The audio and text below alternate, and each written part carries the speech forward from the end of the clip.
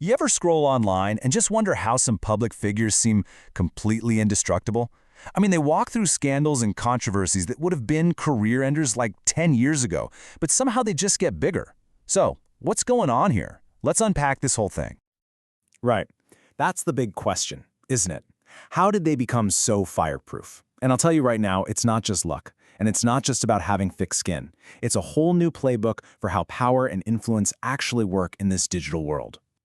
Okay, case in point, 50 Cent. The man was shot 9 times. His own record label dropped him, basically leaving him for dead.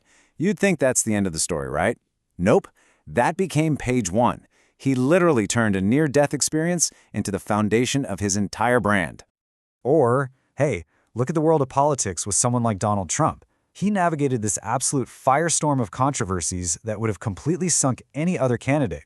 But for him, it's like every attack just bounced right off. And in some cases, it actually made his supporters even more loyal. And now, fast forward to the creator economy. You've got guys like IShowSpeed. His entire brand is pure chaotic energy. The very things that would get other people canceled, for him, that's not a bug, it's a feature. It is literally the fuel that powers his growth. So, what's the connection between a rapper, a politician, and a streamer? Well, it's this new strategy. They've all decided that resilience is way more important than a squeaky clean reputation.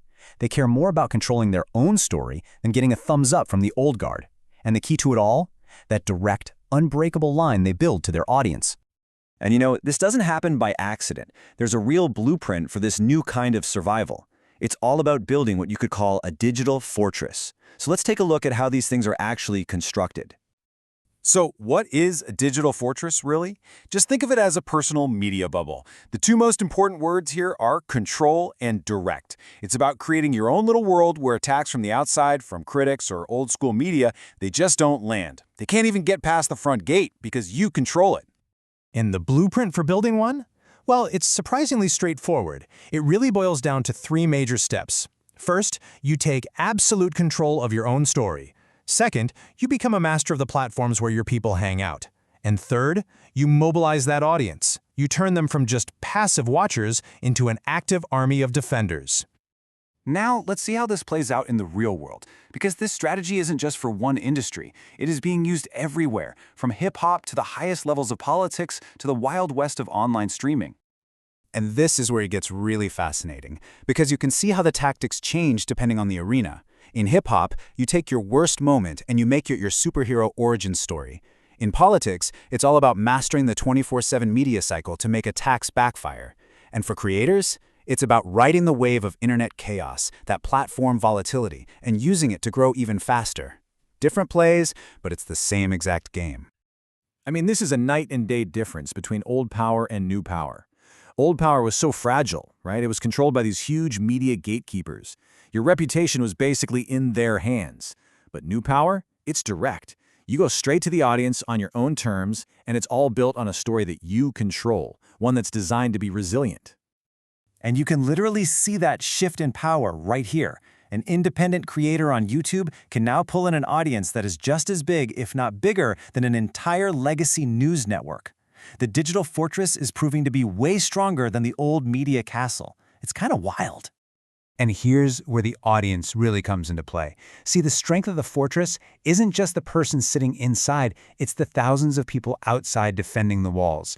The comment sections, the replies, the live streams, that is the new town square, where the real battles for public opinion are won and lost. So, when you put this all together, what's the one big lesson here? It's that the rulebook for influence has been completely thrown out. There's a new virtue, a new characteristic that matters more than all the rest. In this whole new landscape of power, there is one single trait that defines success more than anything else. And that trait is resilience. Simple as that.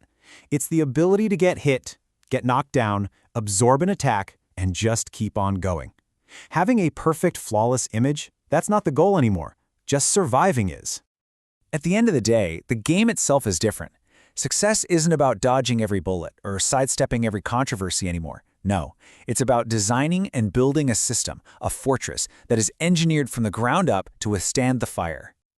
And that fireproof power comes from a very specific recipe, as you can see here.